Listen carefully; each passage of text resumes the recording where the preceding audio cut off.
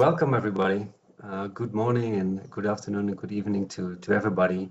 I'm really happy to be kicking off this this webinar called From Integration to Prosperity: How Social Capital Transforms Agricultural Social Enterprises.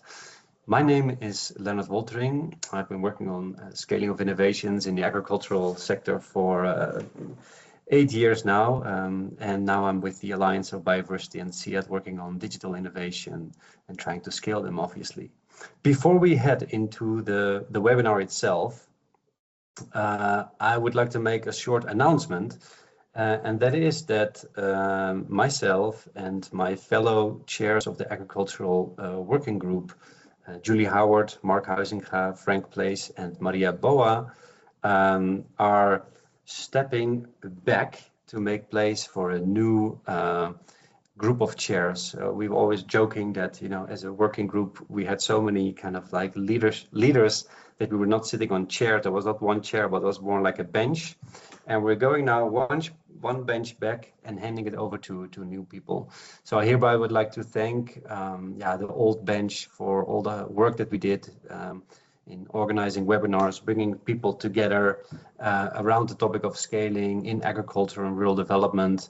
I think we had very nice webinars around bridging the gap between scaling and systems change, but also like examples, for example, deep dives into the Tanzania corridor. I think those were just things that come to mind for me. So hereby I thank that team for doing that. And I'm also happy to introduce the new co-chairs, or I don't know if they even want to adopt the new word, the bench. But I'm really happy that we found really good people that want to take, let's say, the working group to the next level. And the first one I'd like to introduce is Mukaya Muchimuti. She's a global development professional with extensive experience in program design, strategic planning, and high-stakes internal communications, both within the US and across Sub-Saharan Africa. She currently serves as the Resilience Partnerships Manager at One Acre Fund in Washington. Then we go to the other side of the world, and there sits Dr. Anamika Priyadarshini, and she is curious about people and society with a deep interest in gender issues and building a more equitable society. She has over 2 decades experience of working in academia and the development sector. Anamika is currently working as the Director of Knowledge Management, Research and Design at the Passing Gifts, a subsidiary of Hyper International.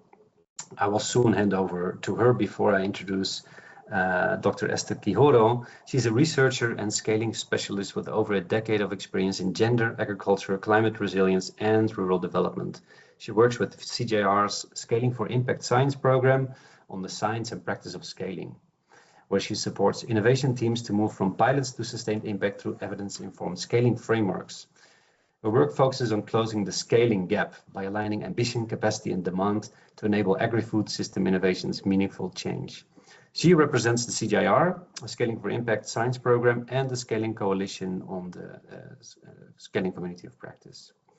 So they are going to be the face of the Agricultural Working Group going forward, setting up their own agenda. This will be aligned a lot with the mainstreaming campaign that is basically being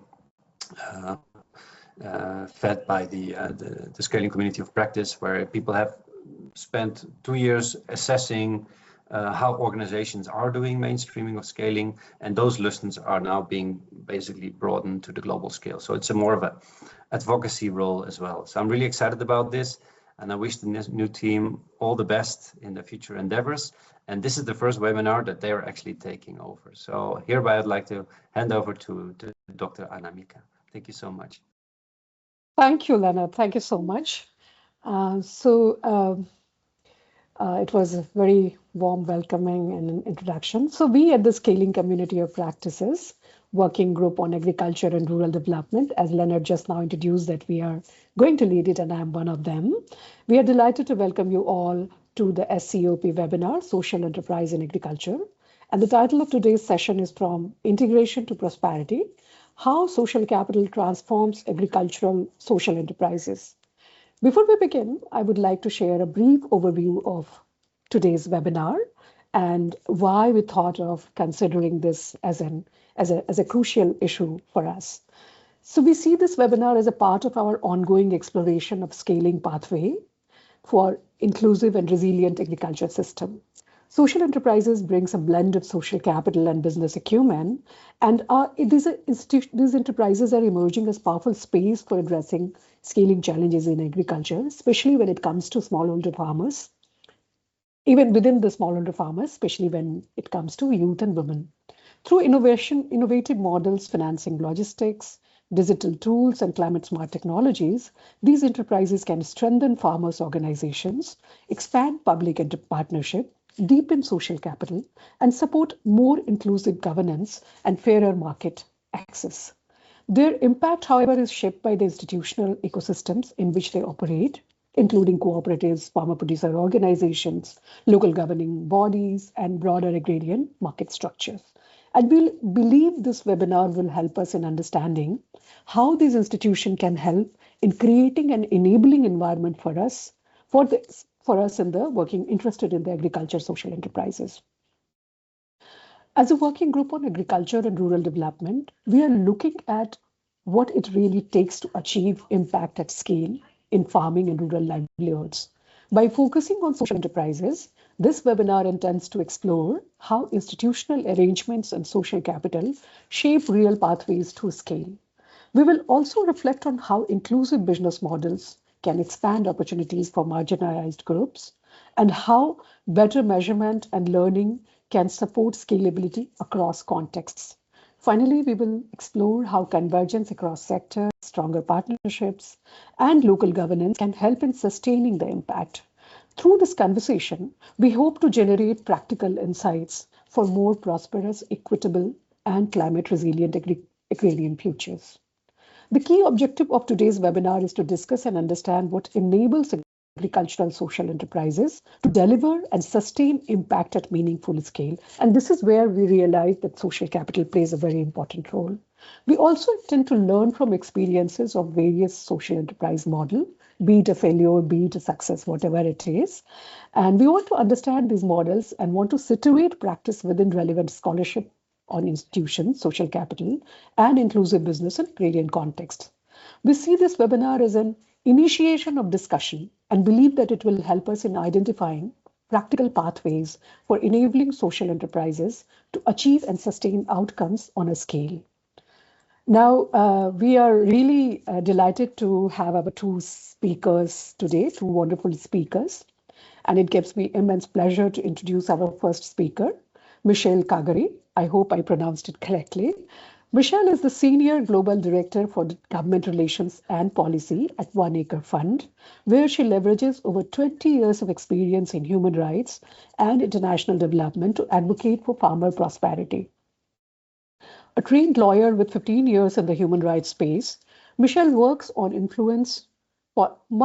influence policy and regulatory changes to make the work of smallholder farmers more profitable across the Sub-Saharan African countries, wherever One Acre Fund is serving. Michelle will be talking about One Acre Farm's initiatives aimed at scaling sustainable agriculture practices in, I believe, 10 countries, but Michelle can fix it. So without further ado, I would like to formally invite Michelle to share her presentation, Social Enterprise in Agriculture. Over to you, Michelle. Thank you so much, Amika, and hi, everyone. It's such an honor to be here with you today to share more about One Acre Fund's approach in terms of scaling and sustainability. So One Acre Fund, who we are a non-profit social enterprise, which means that we are in the nexus between private sector. We operate like a business, but our bottom line is not profit. Our bottom line is impact. So we say that we operate like a business, but we have the heart of the non-profit center of NGOs. We serve low-income, typically women-led staple crop farming families in rural East and Southern Africa. We currently operate in 10 markets in Sub-Saharan Africa, which you can see in the map there. And what we do is we provide farmers with a bundled solution and services. So primarily a service provider to smallholder farmers, providing them with the financing, farming input, information, and access that they need in order to increase productivity, and then also help them to access markets. We measure success through scale. So as of this year, we have served over 5.5 million farmers across Sub-Saharan Africa. We also, our North Star is the impact, that whatever we do has to have a tangible impact for the farmer. And we record on average 40% annual profit boost on crops and products that we support with the farmers that we work with, as well as increased financial and climate resilience. And then we also look at efficiency. We always design our services for scale. And so ensuring that whatever we are doing, the approach that we are taking becomes cheaper as we scale, so that we can leverage economies of scale, and also ensuring that for every dollar that's invested in the farmer profit is continuously increasing. So as of this year, the farmer profit is about $3 to $4 for every dollar that's invested. So our why is basically that we understand that there are three simple drivers that account for the vast majority of crop yields in developing countries. And these are improved farming practices will increase yield by up to 20%. Better access to fertilizer will increase productivity, increase yields by up to 35%.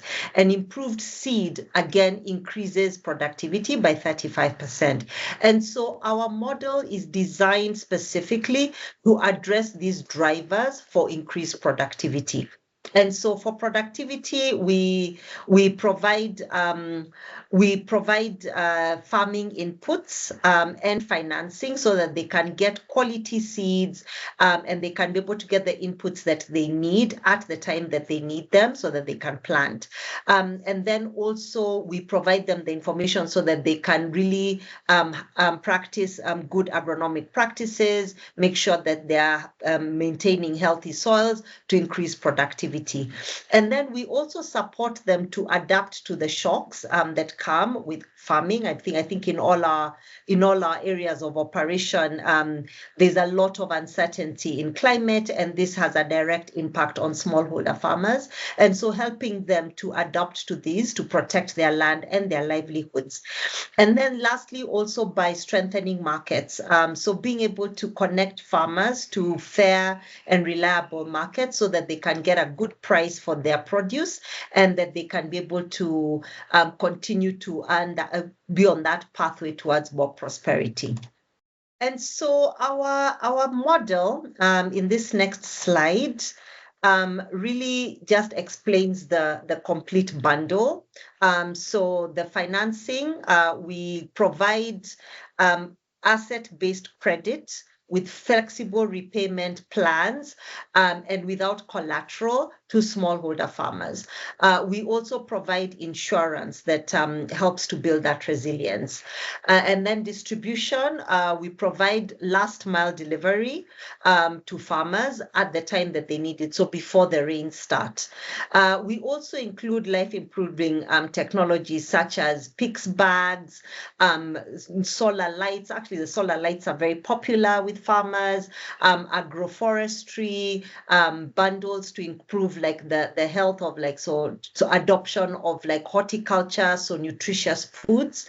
And then we also provide simple participatory training that's done in the garden. I mean, Kiswahili, we say shamba, in the garden, and it is delivered by farmers. And then we provide support with market facilitation. So we do aggregation for some value chains, especially higher value chains. We provide information on how they can harvest safely to mitigate post-harvest losses, safe storage to mitigate post-harvest losses, and information on how to read the market so that they can take their produce to market at a time when they're likely to get the highest price for their produce. And then we also work quite a lot with partnerships with other organizations and governments to expand or scale our impact.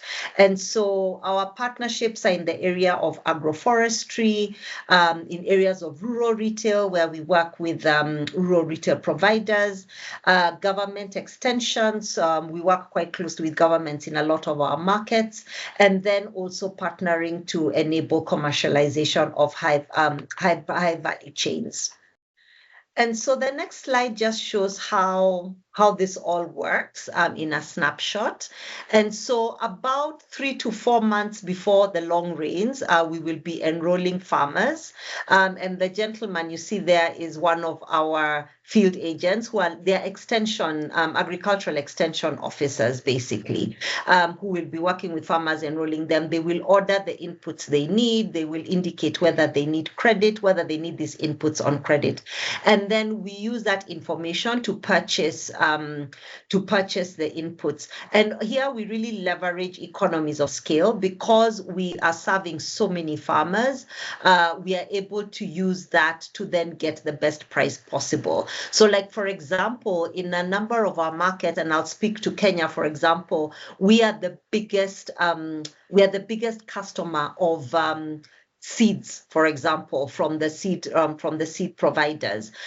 We are one of the biggest customers for fertilizer suppliers in the region as well.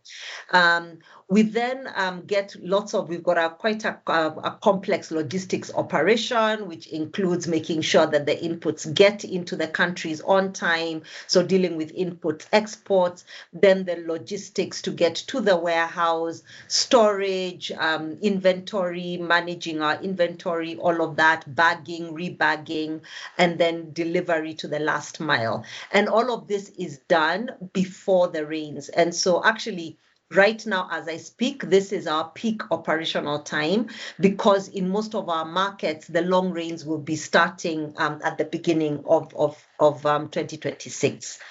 And so we do last mile delivery. And then we engage with farmers throughout the planting season. This will be done face-to-face, but also we leverage technology. So we send them SMSs. We will call up on them to let them know, hey, have you planted? To remind them when they need to plant, when they need to put the top dressing, engaging with them to see how the yields are coming along. And then the farmer pays. So our flexible repayment means that the farmer is able to pay what they can afford, when they can afford throughout the season. And this actually has resulted in pretty good numbers. I think we'll just dive into the areas of measuring success in terms of the impact that we have and how we measure success.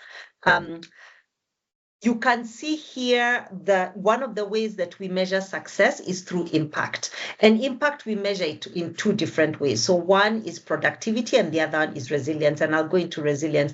But on productivity, you can really see the evidence that designing with the farmer in mind, like putting the farmer front and center and designing products that work for the farmer, using these human-centered design approaches does actually work.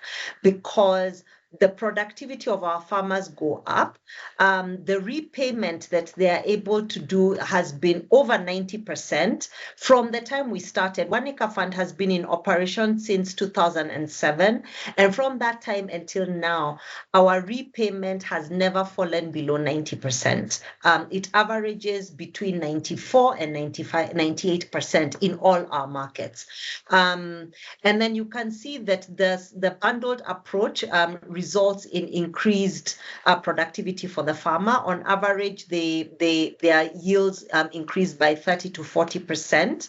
And we also measure where this extra income goes. And we have found consistently year on year that the extra income goes into paying school fees. They invest in new businesses and new farm activities. For example, there was a farmer that we visited recently, and she's now opened a salon in Western Kenya. buying more livestock that helps build their resilience. Then there's money for improved housing, so making improvements, going to like re-roofing with metal sheets, or moving to a stone house, being able to pay for medical expenses. And then also we see improvements in their diet in terms of nutrition. And then the other area of impact that we measure is resilience. And when it comes to resilience, we look at 4 key areas. And the first is plant health. So really checking that farmers are using improved seed varieties, reducing fertilizer rates, being able to manage pests more effectively. And then also we give real-time guidance on like when to plant, how to manage their soil health so that they can get the best results from their farm. So for example, we work with farmers on composting, preventing erosion, using agricultural lime, crop rotation, cover crops to improve soil fertility over time. And then also looking at areas around income diversity. And so when we do all of these things, and also looking at, for example, safety nets, and in safety nets, I'd say that One Acre Fund, we run Africa's largest crop insurance program, which protects farmers against weather shocks and disease. And beyond that, we are also really leaning into supporting long-term asset growth, like planting trees. So we've got a big agroforestry program. Our target is to plant 1 billion trees cumulatively by 2030, and we're actually more than halfway through to meeting that goal, and also diversifying their farming assets. So like, for example, increasingly investing in livestock so that they are better able to withstand financial and climate challenges. And so when we talk about resilience at One Acre Fund, it's really a whole package that we are looking at, from healthy plants to healthy soils to diverse incomes and strong safety nets. The other way we measure success is through efficiency. So I already spoke about this, but this is where you can see the numbers, and really making sure that every single dollar that is spent produces the maximum output that it can. And for One Acre Fund right now, as a social enterprise, the loans that we give, so the input provision, from providing the bundled services, from providing asset-based loans, providing agricultural inputs, the training and the support through post-harvest, that is actually self-sustaining. In most of our markets, it is actually paid for by the farmers. So when they repay their loans, we are able to then use that to continually maintain that operations season after season. And then also the other area that we look at is what we call the social return on investment. And the social return on investment, or the SROI, is really looking to ensure that for every dollar that we put in, that the farmer is able to get as much as possible out of it. So currently our SROI is $3, and I think I'm being pinged that I've taken too long. Yeah, and so then I will finish up with our with inclusivity. Actually, let me just say one quick one on inclusivity. We really do intentionally make sure that we are targeting and trying to reach people who are typically excluded, people who are on the margins.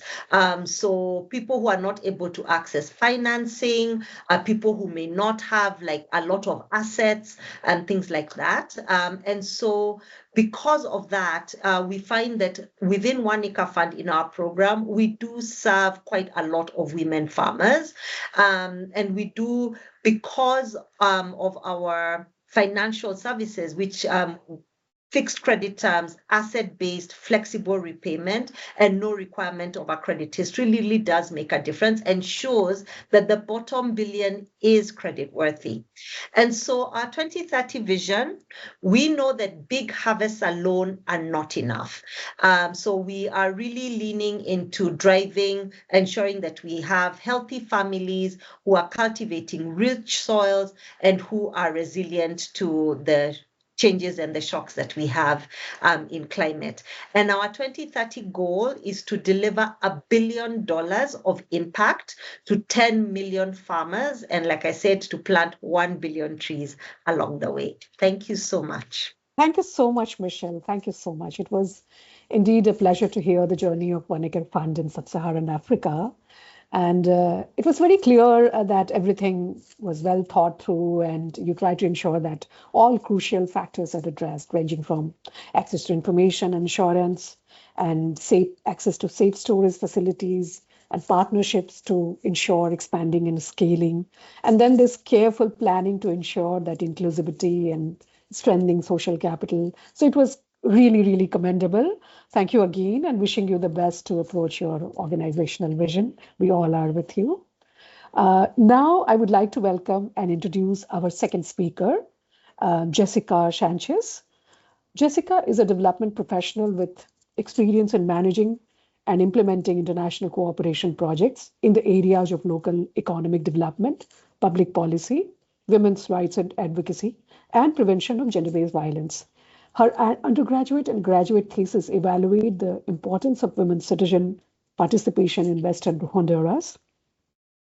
Jessica has worked in associations providing technical assistance to municipal and civil society in the formulation and implementation of municipal development plans with a focus on land use planning.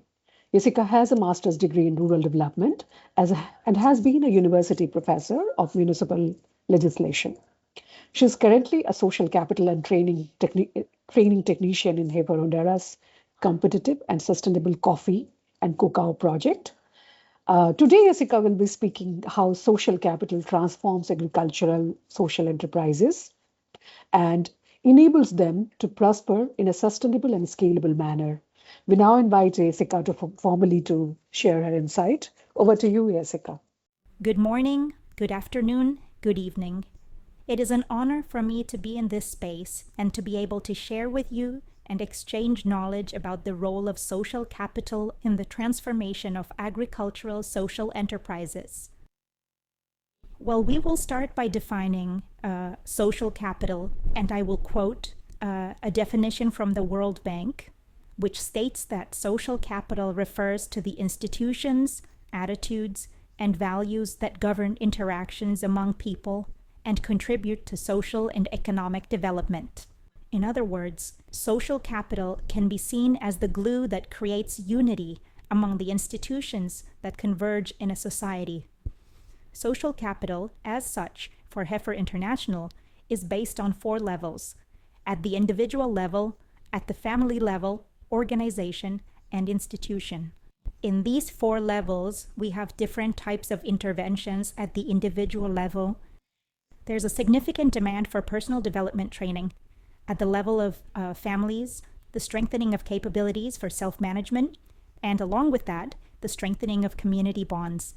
At the organizational level, we work extensively on the subject of social ethics, the topics of inclusion and gender equity, and training also in roles and functions.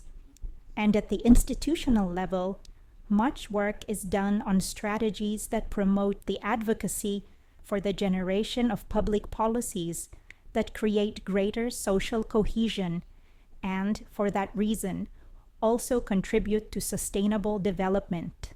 It's also important that we remember that the social sector of the economy is composed of organizations or groups of producers who unite without profit, but rather for social well-being.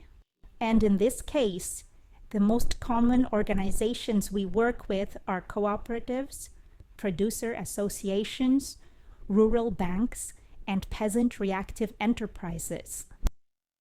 And under Honduras's social economy sector law, these companies are heavily involved in production, also the industrialization of products, marketing, and the provision of services. And all this creates a social and economic impact. And environmental. At Hafer Honduras, we focus on 4 key value chains: beekeeping, coffee, cocoa, and livestock.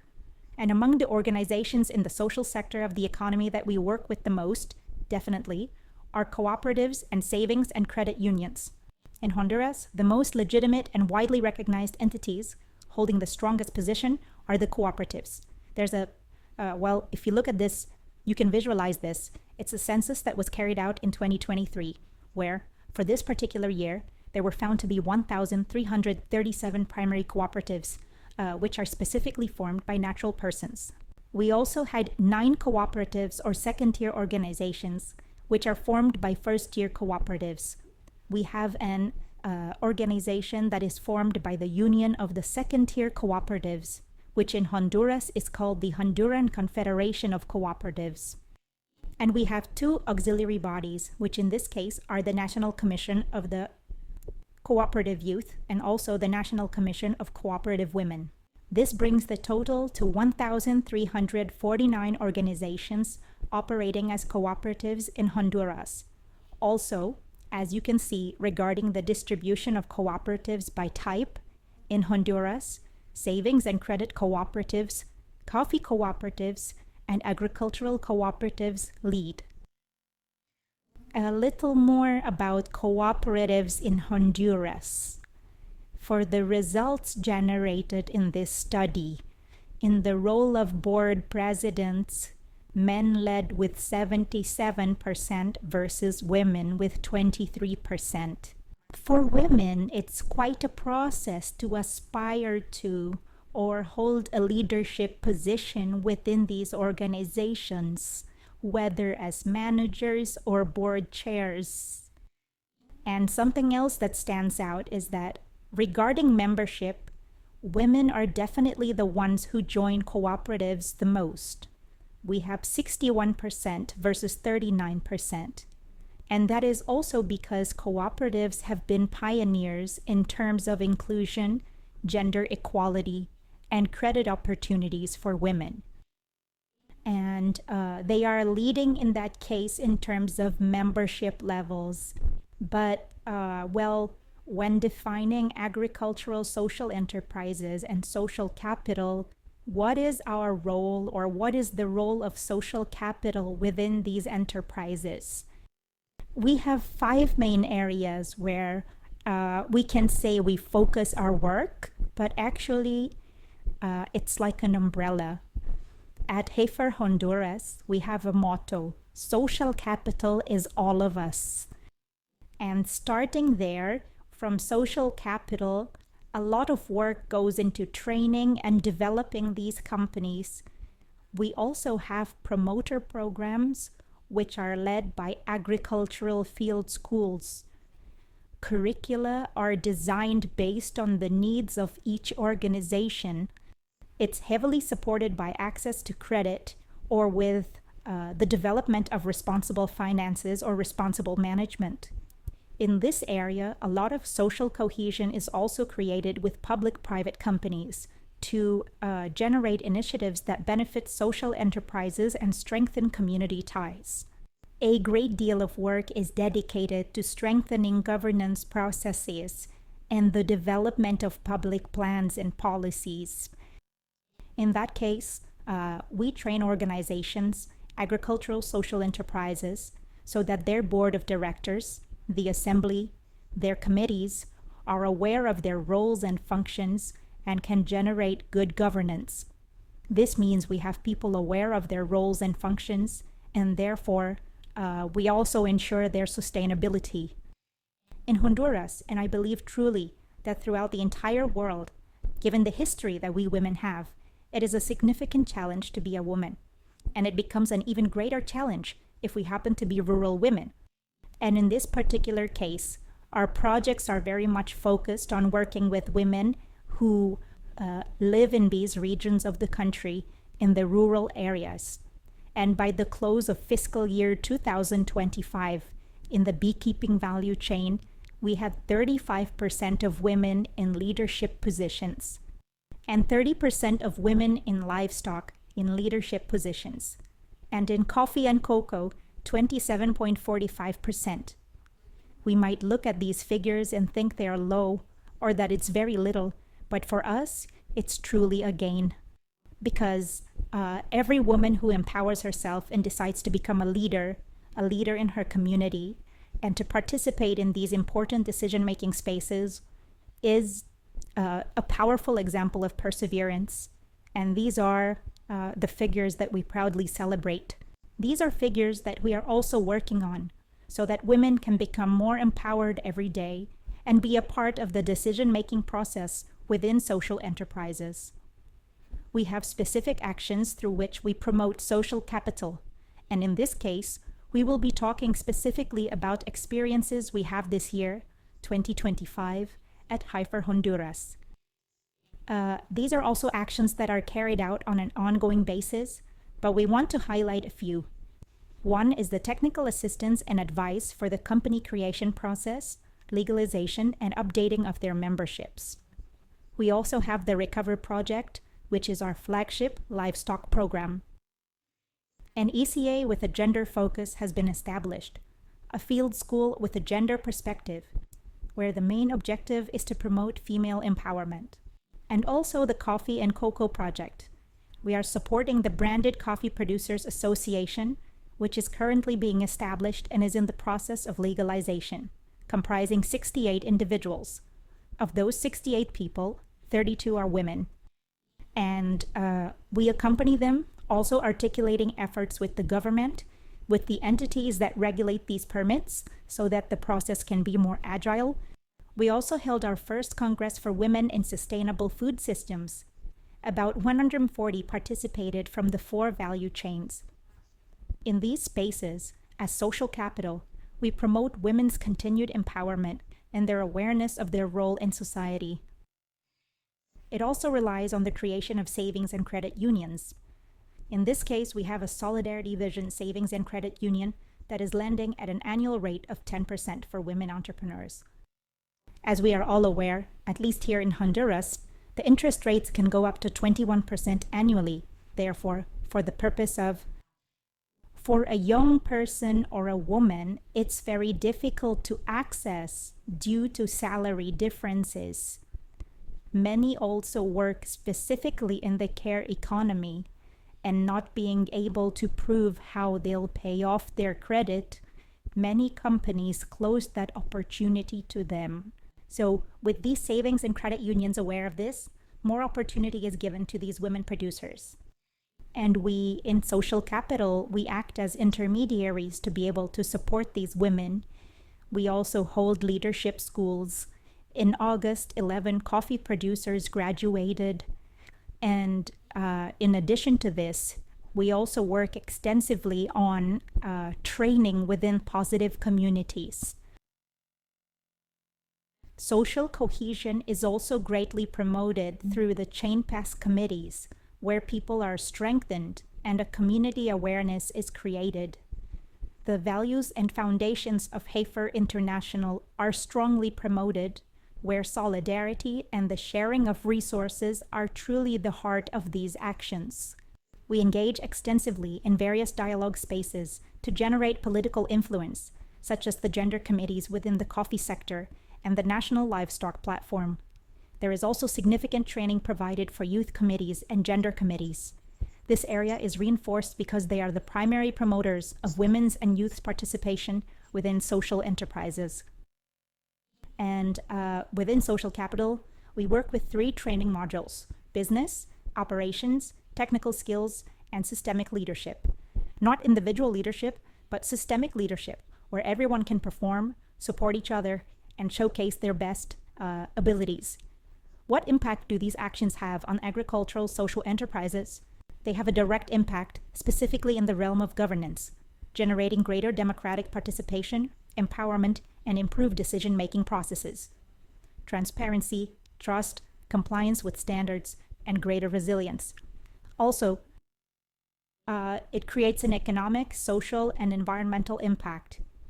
Economically, with all the work done, strengthening administrative and financial capacities, access to credit, responsible management is generated. It also supports the search for inclusive markets and, therefore, an increase in sales and greater sustainability. Regarding social benefits, the strengthening of community ties is undoubtedly the most significant impact we create through our actions. But we also face some challenges. Social fragmentation, the migration of our populations, predominantly in rural areas, is a problem we constantly live with, and a problem we also actively work to address. Another one of the challenges is the dependence on leadership, because we need leaders in the communities.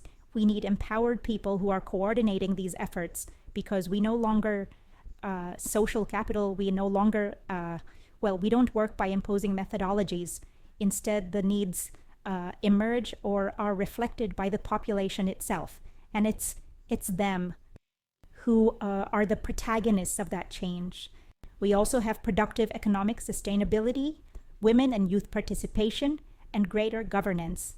In short, social capital not only drives the creation of stronger, more sustainable agricultural businesses, but also acts as a catalyst for locally led sustainable development. Financial inclusion, community resilience. In a nation where 64% of its population lives in rural areas, facing conditions of poverty, social capital is working to make food systems more just, more equitable, and truly on an equal footing. Thank you very much.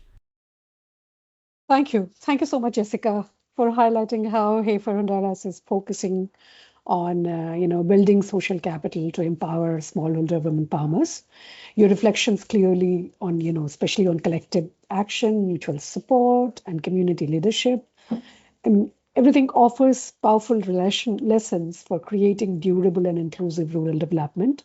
Thank you for sharing how Heifer's commitment to strengthen social capital is helping in creating or building foundation for sustainable transformation for women in Honduras. Thanks again.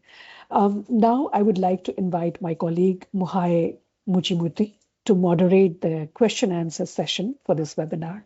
Over to you, Muhai. Thank you so much, Anamika, and thank you, Jessica and Michelle, for your informative presentations. Just a quick note to the participants who are listening in.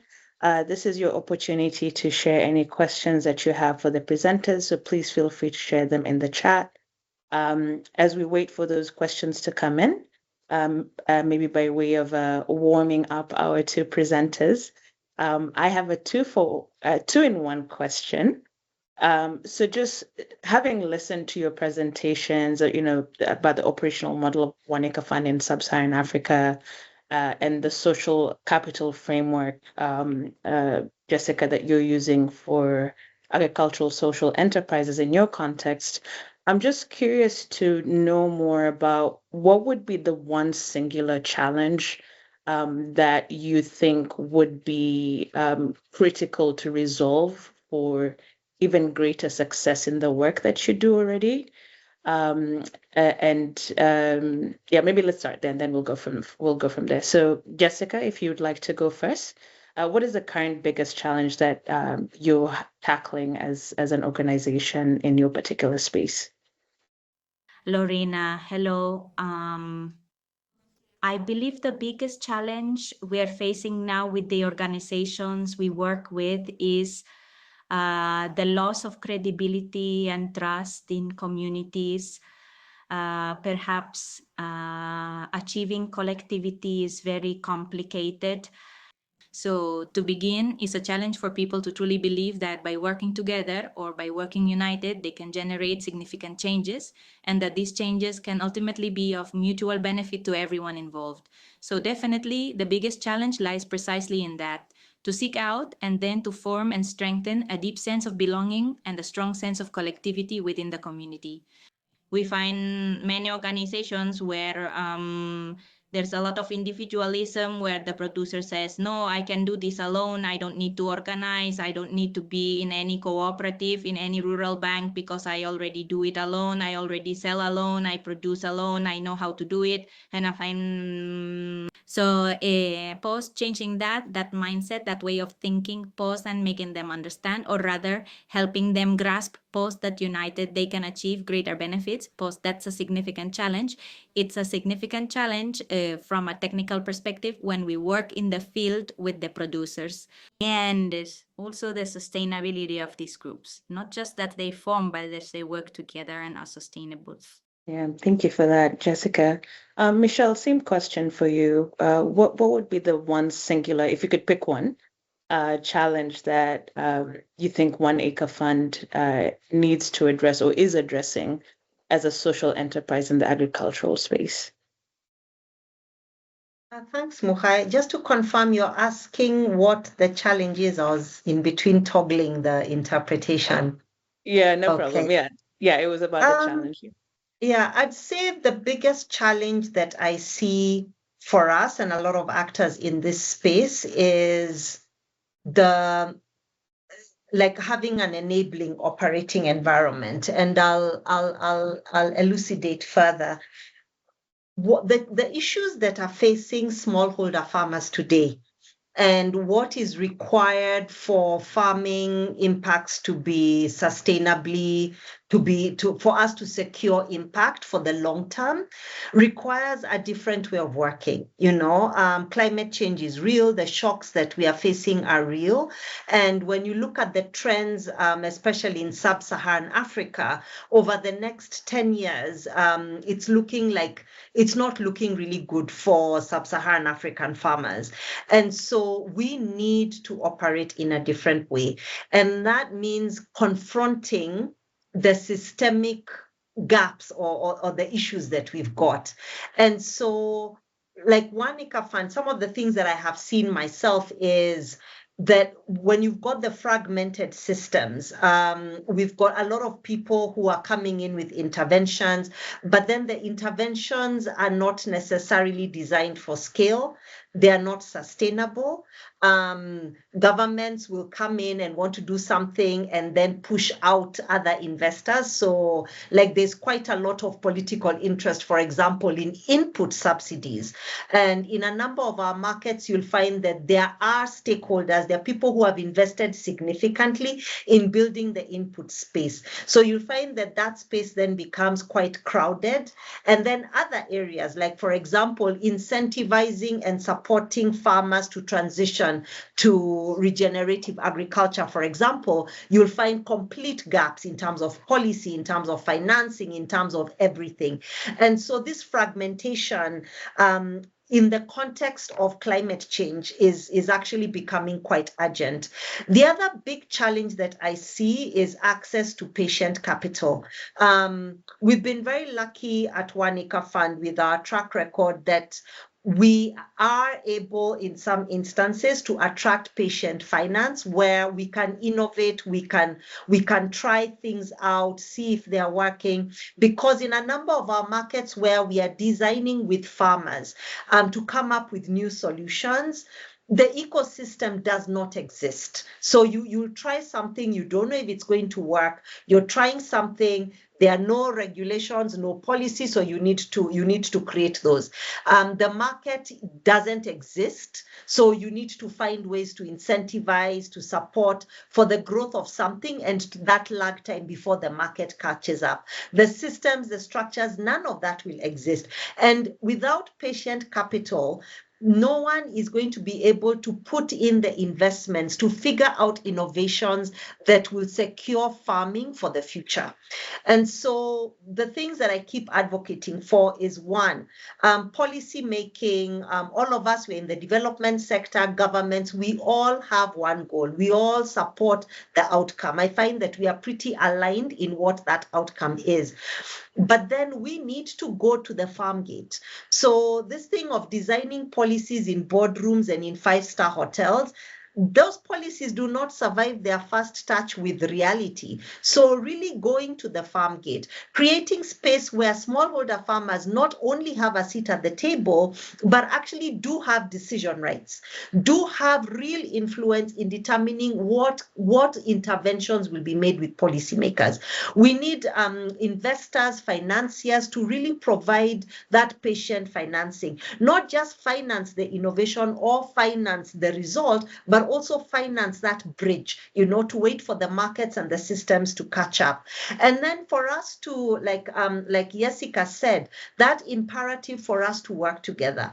Every stakeholder is bringing their own core competency. And so being able to create that space where together we can create a portfolio of interventions without necessarily replicating what everyone is doing, that works together to that shared outcome, because what the issues we are trying to solve are very complex in dynamic environments.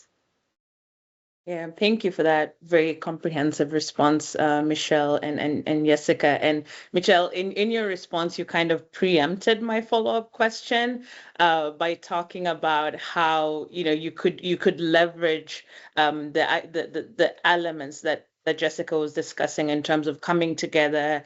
That this is not a solution. This is not an issue that can be solved by working in silos. You do need to come together as a collective. And so, Jessica, I'm just curious, for your part, having listened to Michelle's presentation, are there elements of what she's shared from the One Acre Fund side and experience that might be applicable to your particular context that you could extrapolate as a potential solution to prioritize? En cuanto a lo que mencionaba Michelle sobre los inversionistas, look for I believe. Well, Michelle was mentioning that we really need investors and funders who can truly provide patient financing. They shouldn't just finance the innovation itself or merely the final result. Definitely that particular aspect, I believe that's it really brought me to many of the coffee organizations we're currently working with, because changes don't happen overnight. I mean, you won't see any changes from one day to the next. So for example, when we have contracts, we establish connections with funding entities. And they say, we are going to develop this business plan within a year or in 6 months. Definitely, social processes take their time. We've already talked about the difficulty of keeping these people who join nonprofit organizations going beyond just social welfare, but who also need to see their families creating a more stable economy for themselves. So the thing with the funders is that while it's true, they tell us we need these products, these results, no? But ultimately, the problem is that if we rush, many things can just end up on paper, because it's a matter of training people. It's a matter of working on it, of continuously identifying what the problems are, because problems aren't static either. They can change. And people must be attentive to staying updated, especially with what Michelle mentioned about all the climate problems, as these things are out of our hands. So for the producers, we can definitely have contingency plans, but when we encounter these kinds of issues, it generates a significant instability, risking that organizations could fail. So I truly believe, or rather I consider, that we must establish these collaborations, but we must do so in a truly responsible manner. Because while it is certainly true that the funder will provide us with financial resources to implement specific actions, we absolutely must ensure that these funders are fully aware that not everything can be achieved through coercion or by force. While it is true our producers they need that capital to develop, to sell, to finance their harvest. They also need time to see tangible results or more efficient results that can truly allow the organization to be sustainable, not only economically, but also socially and environmentally. I believe that this is the part that most closely relates to everything that Michelle was mentioning. Also in the presentation, I was particularly struck by the seed credits they provide to the producers. And I believe these are very good practices that can be perfectly applied to all the organizations that we work with from HIFER in the 4 value chains in Honduras. Great. Thank you so much for that, Jessica. I think capital continues to be a problem, I think, in multiple elements of development work. And what I'm hearing is a call to action around, being more thoughtful in how we support these kinds of interventions and how we support our end users, the customers, in getting access in terms of credit or whatever other mechanisms are in place. We're almost at time. There was one quick question, which I'm hoping, actually, Michelle, I'm seeing you respond in chat, so maybe we don't need to ask that question live. But thank you both so much for the presentations. I'm going to hand over to Esther to close us out. And this is a reminder that maybe for a future webinar on this topic, we'll need to give a little more time for Q&A. Thank you. Thanks, Mohai. And I would like to echo what you say. Thank you to all the presenters for presenting today's topic. And I think I hear really there's need for patient capital, and in the system really working through, a systems change dynamic without having fragmented support. I also hear a lot that we need to confront systemic gaps where they are and give farmers decision rights, not just providing solutions to them that may sometimes not really match the context that they are in. And without further ado, I see we are really at the top of the hour. I would like to pass my vote of thanks to all of you for showing up today. Please stay tuned for more of these webinars. I think the next engagement we will have will be during the annual forum, which will be March 5th. Gabby will follow with more information about this. Thank you also to Gabby for all the coordination and organizing us and setting this up, and to Leonard for the great introduction, and the amazing job by Anna Maika for moderating today's session, and the Q&A by Muhai. To all of us, thank you very much, and see you next time. Thank you.